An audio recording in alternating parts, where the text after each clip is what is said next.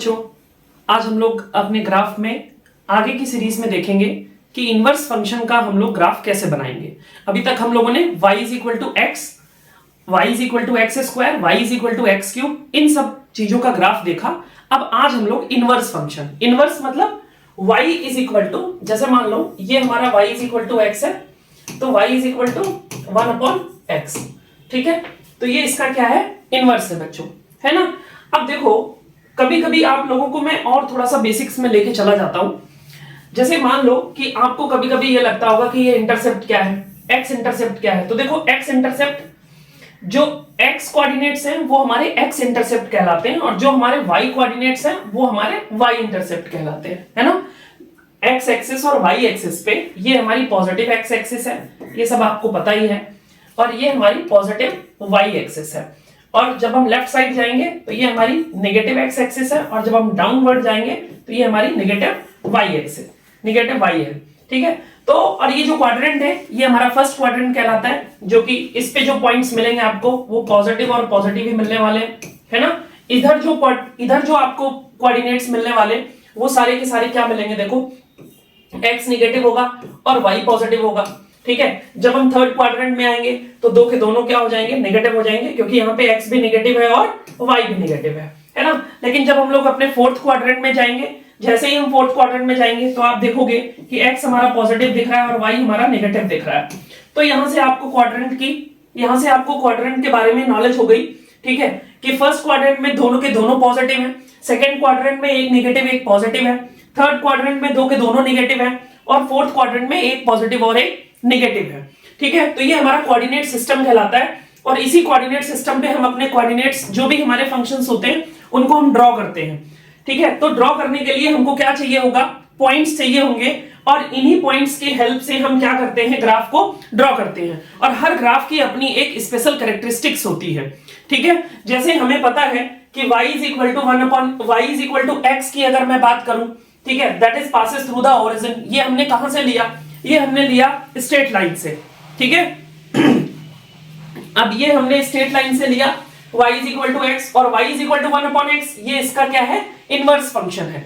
और अगर हम रेंज और डोमेन की बात करते हैं, ठीक है, तो अगर हम रेंज और डोमेन की बात करते हैं तो रेंज सिंपल क्या हो जाता है, y की वैल्यूज जो होता है, जो भी y की वैल्यूज आपको दिख रही होंगी वो सारी की सारी रेंज होंगी, और जो x की वैल्यूज होंगी, जो भी हमारी x की वैल्यूज आएंगी वो सारी वैल्यूज हमारी, जो हम x वहां पे पुट कर सकते हैं अपने फंक्शन के लिए, ठीक है, वो सारी की सारी हमारी क्या आ जाएंगी, डोमेन आ जाएंगी। डोमेन बेसिकली इनपुट हो गया और रेंज बेसिकली आउटपुट हो गया। तो मतलब मैं इसको ऐसे भी लिख सकता हूं, रेंज और डोमेन एकदम सिंपल से भाषा में, कि रेंज हमारा क्या हो गया, आउटपुट हो गया, रेंज हमारा क्या हो गया, आउटपुट हो गया वैल्यूज का, और जो हमारी डोमेन हो गई, जो भी हमारी डोमेन हो गई वो सारी की सारी हमारी क्या हो गई, इनपुट हो गई, ठीक है।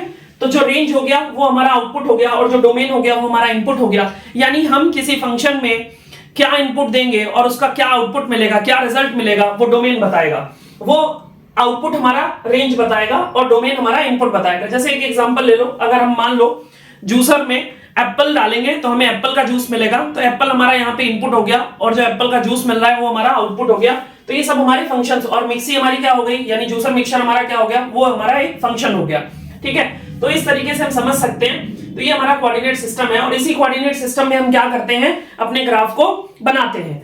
और जब हम ग्राफ बनाते हैं तो हमें एक इंपॉर्टेंट बात चाहिए होता है, स्लोप चाहिए होता है। क्यों, क्योंकि वही स्लोप, यानी बेसिकली हमें इंक्लिनेशन चाहिए होता है। हमें क्या चाहिए होता है, इंक्लिनेशन चाहिए होता है। अगर हमें इंक्लिनेशन नहीं पता है, थीटा नहीं पता है, तो हमें ये कैसे पता करने पड़े, तो हम ये कैसे पता कर पाएंगे कि ये इसका इंक्लिनेशन यानी एक्स एक्सिस से, पॉजिटिव एक्स एक्सिस से वो कितना झुका हुआ है, ठीक है। तो हमें बेसिकली इंक्लिनेशन चाहिए ही चाहिए होगा।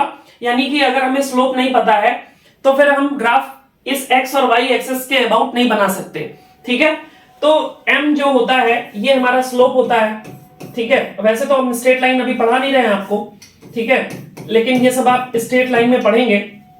अगर हम स्लोप की बात करते हैं तो स्लोप बेसिकली क्या होता है, tan थीटा, और tan थीटा हमारा क्या होता है, परपेंडिकुलर अपॉन बेस होता है, ठीक है। और जब थीटा की वैल्यू अगर हम पॉजिटिव रखेंगे, यानी थीटा की वैल्यू जब हम एक्यूट एंगल रखेंगे तो ये पॉजिटिव आता है, और जब हम ऑब्ट्यूज एंगल रखते हैं तो ये नेगेटिव आता है। यानी ऑब्ट्यूज एंगल के लिए स्लोप हमारा क्या होता है, नेगेटिव होता है, यानी ये पॉजिटिव स्लोप देगा। और लेकिन अगर हम ऑब्ट्यूज एंगल रख देंगे ऑब्ट्यूज एंगल रख देंगे, जैसे मान लो कि ये, तो ये एक्स एक्सिस से आप देखोगे तो ये हमारा ऑब्ट्यूज एंगल दिखाई देगा। तो यानी इस लाइन का जो स्लोप आएगा वो कैसा आएगा, नेगेटिव आएगा। तो चलो अब हम लोग देखते हैं अपने फंक्शन को, y is equal to 1/x। तो y is equal to 1/x, यहां पे देखो इंपॉर्टेंट बात क्या है, वहां पे जो हमारा डोमेन था वहां x कोई भी रियल नंबर आप वहां पे रख सकते थे, लेकिन जब हम 1/x की बात करते हैं तो यहां पे एक प्रॉब्लम है कि जब हम x की वैल्यू 0 डालेंगे तो ये फंक्शन हमारा नॉट डिफाइन हो जाएगा। 1/∞ क्या हो जाता है, नॉट डिफाइन हो जाता है, तो फंक्शन ही हमारा डिफाइन नहीं होगा। तो इसी वजह से यहां का डोमेन आप देखेंगे तो रियल नंबर तो है, लेकिन यहां पे हम क्या करेंगे, एक्सक्लूड कर देंगे 0 को। ठीक है, तो अब जब हम x की कोई भी वैल्यूज एक्सेप्ट 0 हम नहीं रखेंगे, इसके अलावा आप कोई भी वैल्यूज इसमें रखोगे तो आपको y मिल जाएगा। तो यानी y भी हमें क्या मिलेगा, 0 नहीं मिलेगा, बाकी सब मिलेगा। तो यहां पे डोमेन और रेंज ये दोनों हमारी क्या है, सेम है। ठीक है, तो fx is equal to 1/x। तो ये जो ग्राफ आएगा ये पॉजिटिव वैल्यू के लिए, मतलब जब आप पॉजिटिव वैल्यू यहां पे रखोगे तो ये आपको फर्स्ट क्वाड्रेंट में दिखाई देगा, और जब आप नेगेटिव वैल्यूज यहां पे रखोगे तो ये आपको थर्ड क्वाड्रेंट में दिखाई देगा। क्यों दिखाई देगा, क्योंकि देखो 1/x है, तो x जब आप पॉजिटिव डालोगे तो ये पूरा फंक्शन पॉजिटिव हो जाएगा, तो ये आपको x एक्सिस में ही बनेगा, यानी फर्स्ट क्वाड्रेंट में बनेगा। और जब आप यहाँ पे x की वैल्यू नेगेटिव डालने लग जाओगे तो ये जो कोऑर्डिनेट सिस्टम है थर्ड क्वाड्रेंट में आप देखोगे इसको। ठीक है, क्यों, क्योंकि थर्ड क्वाड्रेंट ही नेगेटिव वैल्यूज को डिनोट करता है। तो ये जो ग्राफ बनेगा हमारा, ये जो ग्राफ बनेगा, ये ग्राफ हमारा इस शेप का दिखाई देगा आपको। ठीक है, रीजन क्या है, आप देखो यहाँ पे ये जो हमारा पॉइंट है ये 1,1 से पास करेगा, यहाँ पे ये -1,-1 से पास करेगा। ठीक है, तो ये हमारा -1,0 हो जाएगा, और यहाँ पे ये 0,-1 हो जाएगा। और यहाँ पे ये जो वैल्यू आएगी, यहाँ पे ये जो वैल्यू आएगी ये 1,1 होगी, ये 0,1 और ये हमारा 1,0। ठीक है, आप यहाँ पे देख सकते हो ये x into y is equal to constant, यानी कि आप इसको ऐसे भी लिख सकते हो x into y is equal to constant का ग्राफ। जब कभी भी x into y is equal to constant होगा तो आपके ग्राफ की वैल्यू ऐसे ही आपको दिखाई देगी। जैसे सपोज एक एग्जांपल लेते हैं, अब मैंने ये कहा कि सपोज करो कि v is inversely proportional to p v is equal to constant. ये कौन सा लॉ है, ये है बॉयल्स लॉ। ये कौन सा लॉ है, बॉयल्स लॉ। तो अब इसका हमें ग्राफ बनाना है। सपोज करो कि आपसे बोला जाए कि pv is equal to constant, तो हमें इसका ग्राफ बनाना है। तो अब आप इसका ग्राफ कैसे बनाओगे, तो अब इसका ग्राफ नहीं बनता है, इसको हम रिलेट करेंगे अपने मैथमेटिकल फंक्शन से। तो अब जो मैंने ये इनवर्स फंक्शन बताया है आप यहां रिलेट करोगे। किससे रिलेट करोगे, आप जरा देखो, y is equal to 1/x से रिलेट करोगे, है ना, मतलब x y is equal to constant. तो क्या ये सेट हो रहा है इससे, बिल्कुल सेट हो रहा है, मैथमेटिकली हम इसको कैलकुलेट कर सकते हैं। अब यहाँ पे x एक्सिस पे p डाल दो, y एक्सिस पे v डाल दो। ठीक है, या फिर आप कुछ भी कर सकते हो, आप x एक्सिस को v डाल दो, y एक्सिस को p डाल दो, है ना। तो इस कंडीशन में क्या होगा कि अब आप यहां पे देख सकते हो कि pv is equal to constant, xy is equal to constant से मैच कर रहा है, यानी कि जो हमारा pv is equal to constant का ग्राफ दिखेगा वो हमारा बिल्कुल ऐसे ही दिखेगा। अगर मैं इस एक्सिस पे p बना दूं और इस एक्सिस पे v बना दूं तो आप जरा देखोगे ये ग्राफ हमारा ऐसे बन गया। ठीक है, तो इस तरीके से हम क्या करते हैं, ग्राफ को जज करते हैं कि ग्राफ हमारा शेप कैसा देगा। तो इसके लिए आपको मैथमेटिकली अगर आपको ये चीजें नहीं पता है, ठीक है, तो फिर आपको यहाँ पे वैल्यू निकालने में और ग्राफ का शेप बताने में प्रॉब्लम होगी, जो कि मैक्सिमम क्वेश्चंस आपको जेईई वगैरह में देखने को मिलते हैं। ठीक है, तो ये तो हमने देखा y is equal to 1/x, और इसका एप्लीकेशन भी मैंने आपको एक बताया, pv is equal to constant. ऐसे बहुत सारे एप्लीकेशंस हैं जो आप अपने कैलकुलेशन करते समय देख सकते हो। ठीक है, अब इसके बाद नेक्स्ट हमारा ग्राफ आता है। अब हम ग्राफ देखेंगे, सपोज करो y is equal to 1/x square का ग्राफ। ठीक है, तो y is equal to 1/x का ग्राफ हम लोग देख चुके हैं। अब हम लोग देखेंगे y is equal to 1/x square का ग्राफ। यहां पे देखो, यहां पे जो वैल्यू नेगेटिव आ रही थी अब वो वाला शेप हमारा हट जाएगा, यानी थर्ड क्वाड्रेंट खत्म हो जाएगा। आपको समझ में आ गया होगा क्यों खत्म हो जाएगा, क्योंकि यहां पे x यहां पे क्या है, पॉजिटिव है, और जब बच्चों पॉजिटिव है तो सारा वैल्यू आपको फर्स्ट क्वाड्रेंट में ही मिलेगा, यानी y की जितनी वैल्यूज आएंगी वो सारी की सारी पॉजिटिव मिलेंगी, और आप कहां पहुंच जाओगे, फर्स्ट क्वाड्रेंट, यानी y जो है पॉजिटिव मिलेगा। x की वैल्यू आप नेगेटिव डालोगे तो भी आपको y कहां मिलेगा, पॉजिटिव मिलेगा, और x की वैल्यू अगर आप निगेटिव डालोगे तो भी पॉजिटिव, पॉजिटिव डालोगे तो पॉजिटिव है। तो यानी आपको x किस क्वाड्रेंट में पॉजिटिव दिखेगा, फर्स्ट क्वाड्रेंट में, x किस क्वाड्रेंट में निगेटिव दिखेगा तो सेकंड क्वाड्रेंट में। तो यहां पे आपको जो y की वैल्यू है लेकिन वो पॉजिटिव ही दिखेगी, तो इसलिए आपको जो क्वाड्रेंट यानी जो शेप बनेगा वो फर्स्ट क्वाड्रेंट और सेकंड क्वाड्रेंट दोनों में बनेगा। आप यहां पे देख सकते हो। तो जो ग्राफ का शेप होगा वो बिल्कुल वैसा ही होगा हमारा, ठीक है, बिल्कुल वैसा ही होगा, थोड़ा सा स्टीप बनेगा इस तरीके से। एक्स एक्सिस यानी यहां पे जो क्वाड्रेंट होंगे, यहां पे पॉजिटिव पॉजिटिव, यहां पे एक्स पॉजिटिव और वाई एक्स निगेटिव और वाई क्या है हमारा पॉजिटिव है, ठीक है। तो ये हमारा क्या है, सिमेट्रिकल है। वाई एक्सिस के अबाउट आप देखो, वाई एक्सिस के अबाउट ये ग्राफ कैसा है हमारा, सिमेट्रिकल ग्राफ है, ठीक है। तो ये हमारा वाई एक्सिस के अबाउट कैसा है, सिमेट्रिकल है। अब देखो, अब y is equal to x की पावर 1/2 इसका ग्राफ हम लोग देखेंगे। तो इसका ग्राफ देखने के लिए आपको यहाँ पे पता चल गया कि y is equal to root x है। अब यहाँ पे एक इंपॉर्टेंट बात आपको ध्यान रखनी है कि y is equal to root x है, और रूट हमेशा पॉजिटिव वैल्यू को डिफाइन करता है रियल नंबर के लिए। अगर आप जाते हो रूट की वैल्यू निगेटिव आपको केवल एक ही कंडीशन में मिलती है, वो आपको पता है, ये किस कंडीशन में, आयोटा के आयोटा जब i की वैल्यू हम लिखते हैं i is equal to root of -1, ये वैल्यू जब आप देखते हो तो ही आपको ये नेगेटिव। अच्छा, ये वैल्यू क्या होती है, ये इमेजिनरी वैल्यूज देती हैं, ठीक है, रियल वैल्यूज नहीं देती हैं। तो हम इनकी बात नहीं कर रहे हैं भाई, ठीक है, हम इनकी बात बिल्कुल भी नहीं कर रहे हैं, हम केवल रियल पार्ट बात कर रहे हैं, रियल पार्ट की ही हम बात यहाँ पे कर रहे हैं। तो y is equal to root x की अगर मैं बात करूं तो y is equal to root x, y is equal to root x, यानी x की वैल्यू क्या होनी चाहिए भाई, पॉजिटिव होनी चाहिए, ग्रेटर देन 0 होनी चाहिए, या तो 0 हो या ग्रेटर देन 0 हो, ठीक है। 0 हो जाएगा तो फंक्शन y की वैल्यू हमारी 0 मिल जाएगी। तो इसीलिए यहां पे आपको यहां डोमेन दिख रहा होगा कि r प्लस लिखा हुआ दिख रहा है, रेंज आपको r प्लस लिखा हुआ दिख रहा है। क्यों? क्योंकि भैया रूट लगा रखे हैं हम, ठीक है। तो रूट के अंदर केवल पॉजिटिव वैल्यू ही रियल नंबर देती है, अदरवाइज वो इमेजिनरी वैल्यूज में, इमेजिनरी पार्ट में चला जाता है, ठीक है। अब यहां पे देखो, मैंने एक लाइन लिखी हुई है, mirror image about y is equal to x। ये बेसिकली क्या मैंने लिख दिया, ये मुझे वहीं पे बताना चाहिए था। Basically y is equal to 1/x और y is equal to x, ठीक है। ये इसका इनवर्स है, y is equal to x का, y is equal to 1/x क्या है, इनवर्स है, ठीक है।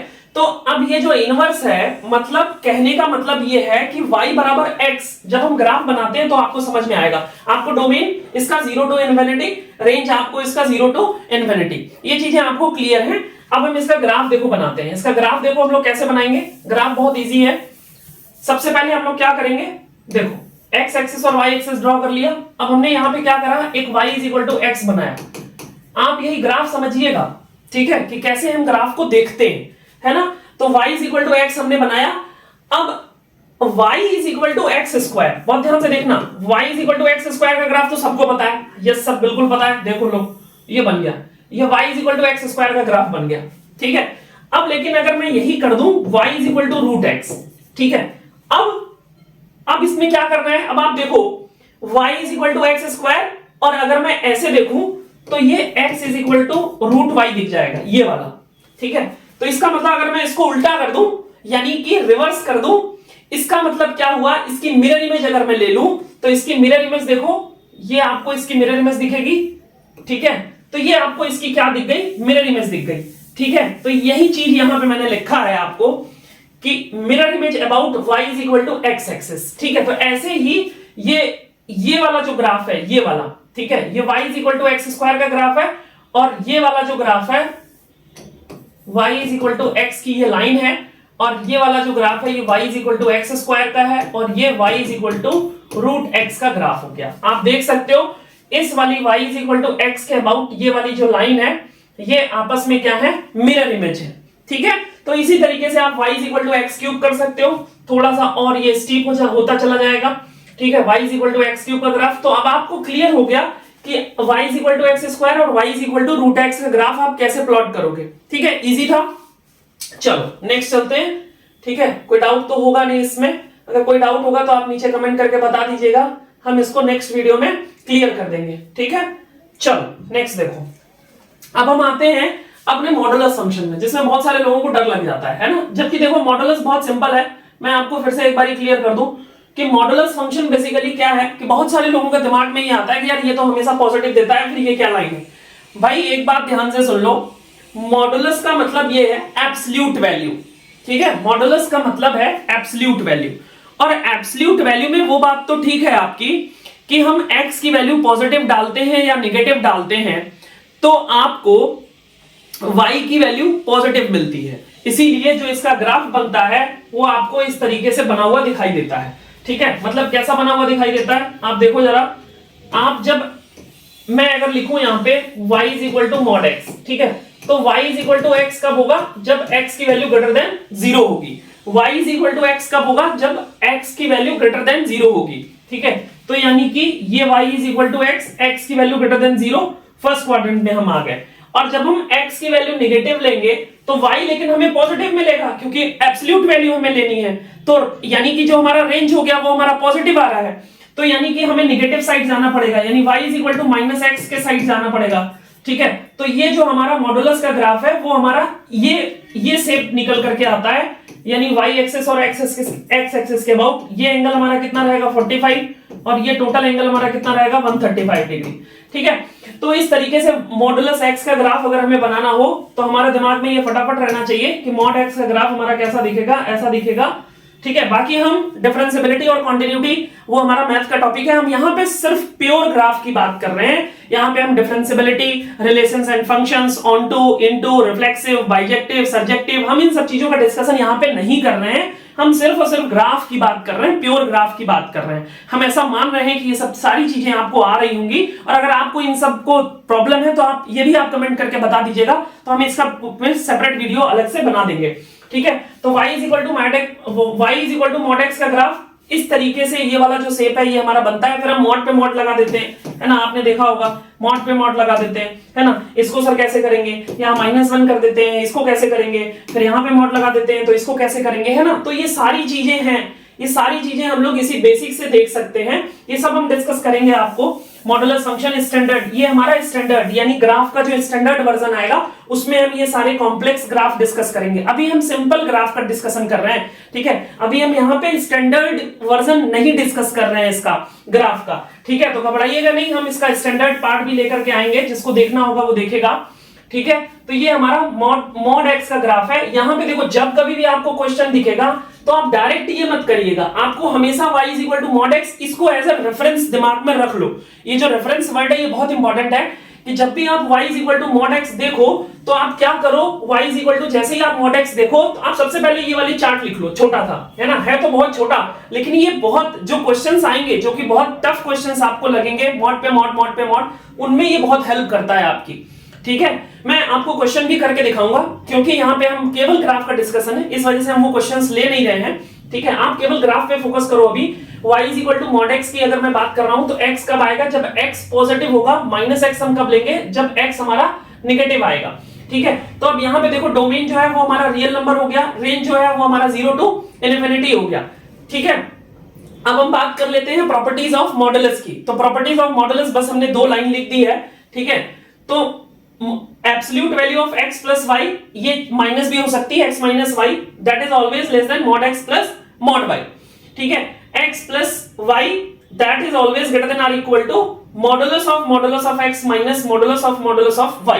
ठीक है, तो ये कुछ प्रॉपर्टीज थी, ये इंपॉर्टेंट प्रॉपर्टीज थी जो आपके मैथमेटिक्स में हेल्प करेंगी। तो ये मैंने बस केवल ऐसे ही आपको लिख रखा है। ठीक है, तो ये हमारा मॉड x का ग्राफ हो गया। इसका स्टैंडर्ड ग्राफ, हम स्टैंडर्ड ग्राफ जब हम पढ़ेंगे तब हम बनाएंगे। ठीक है, नेक्स्ट देखो y is equal to mod x upon x, इसमें भी सेम देखो हम क्या कर रहे हैं। अगर आप देखो y is equal to mod x upon x मैंने लिख रखा है। अब यहाँ पे एक बात देखो, आप जैसे ही मैंने कहा कि x की वैल्यू ग्रेटर देन 0, तो जैसे ही हम x is equal to greater than 0 पे आएंगे तो ये वैल्यू हमारी पॉजिटिव हो जाएगी, और जैसे ही ये वैल्यू हमारी पॉजिटिव होगी तो x से x कैंसिल हो जाएगी, y पॉजिटिव बन जाएगा, y क्या बन जाएगा, पॉजिटिव बन जाएगा।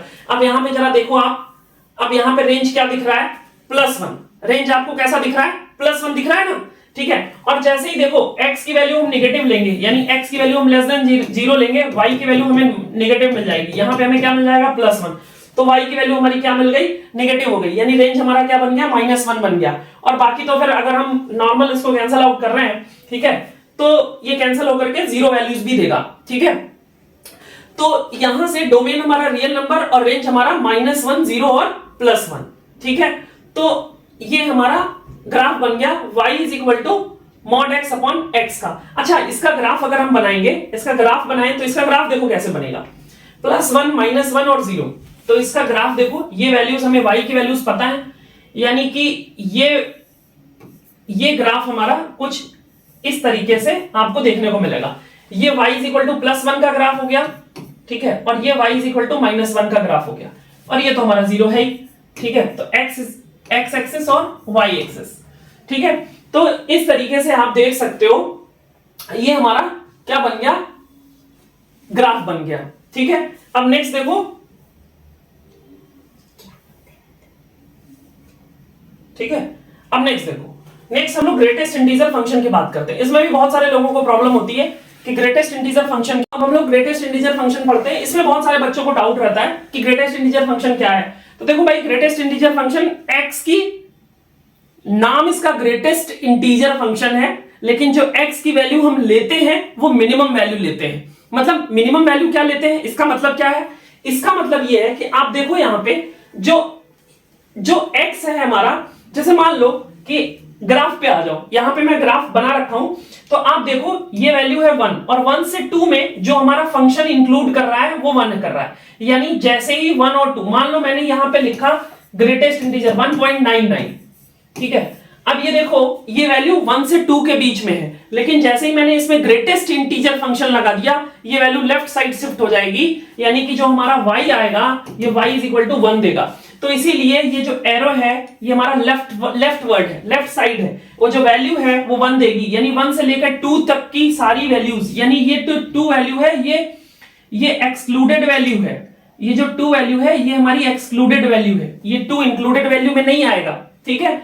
तो जो वैल्यू आएगी 1 से लेकर 2 के बीच में, वो वैल्यू आपको क्या मिलेगी, केवल और केवल 1 मिलने वाली है। यानी 1 से लेकर के 2 तक कोई भी वैल्यूज आप डालोगे ग्रेटेस्ट इंटीजर फंक्शन में, तो उसमें हमेशा वैल्यू 1 मिलेगी। ऐसे ही जब आप 2 से 3 में डालोगे, ठीक है, जैसे ही आप 2 से 3 में जाओगे तो वैल्यू 2 को अप्रोच करेगी, ठीक है। तो इस तरीके से आपको ये ग्राफ ग्रेटेस्ट इंटीजर फंक्शन का बनता हुआ दिखाई देगा। ये यहां पे हमने इसका फंक्शन के फॉर्म में लिख रखा है, fx = greatest integer function of x is greater than or equal to n। देखो यहां पे क्या लिखा हुआ है, greater than or equal to n and less than n + 1, ठीक है। एग्जांपल भी मैंने ले लिया, 0 से 1 के बीच में वैल्यू 0, 1 से 2 के बीच में वैल्यू 1, 2 से 3 के बीच में वैल्यू 2, जो कि हम ऑलरेडी यहां पे आपको समझा चुके हैं, ठीक है। तो ये हमारा ग्रेटेस्ट इंटीजर फंक्शन का बेसिक पार्ट था, बिल्कुल बेसिक है ना। इसका एडवांस फॉर्म, इसका एडवांस हम लोग डिस्कस करेंगे अपने एडवांस वीडियो में, जिसमें हम ग्रेटेस्ट इंटीजर फंक्शन पे भी एडवांस क्वेश्चन कराएंगे, वो सारा डिस्कशन हम करेंगे। लेकिन यहां पे केवल और केवल मैं ग्राफ के बेसिक्स के बारे में डिस्कशन था, तो वो बेसिक नॉलेज जो आपको होनी ही चाहिए वो मैंने इस वीडियो में दे रखी है, ठीक है। तो ये सारा डिस्कशन करने के बाद आई होप कि आप लोगों को वीडियो पसंद आई होगी। कमेंट जरूर करिएगा, लाइक जरूर करिएगा और शेयर जरूर करिएगा, ठीक है। तो लाइक, कमेंट और शेयर आप करेंगे ही करेंगे, ऐसा मैं मान लेता हूं, ठीक है। तब तक के लिए बाय बाय।